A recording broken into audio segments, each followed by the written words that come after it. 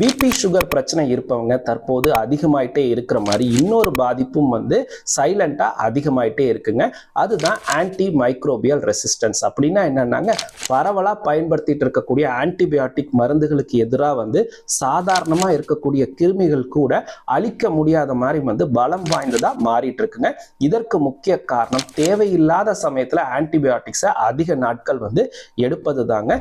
சமீபத்தில் என்னுடைய நண்பர் வந்து கால் பண்ணியிருந்தாரு. மச்சி, ஒரு 5 நாளா வந்து ஃபீவர் இருந்துச்சு, இதுக்காக அமாக்சிசிலின் டேப்லெட்லாம் போட்டேன், அப்பயுமே வந்து ஃபீவர் விட்டு விட்டு வருது, என்ன காரணம் அப்படின்னு கேட்டிருந்தாரு. இது வந்து வைரல் ஃபீவரா கூட இருக்கலாம், ஏன் தேவையில்லாம வந்து ஆன்டிபயோட்டிக்ஸ் எடுத்தீங்க அப்படின்னு கேட்டேன். இல்ல, டாக்டர்கிட்ட போனாலும் வந்து அவங்களும் வந்து ஆன்டிபயோட்டிக்ஸ் இந்த மாதிரி மருந்துகள் தானே கொடுப்பாங்க, அதனாலதான் வந்து லாஸ்ட் டைம் என்ன மருந்து கொடுத்தாங்களோ அதையே வந்து இப்ப நானே வந்து எடுத்துட்டேன் அப்படின்னு சொல்லியிருந்தாரு.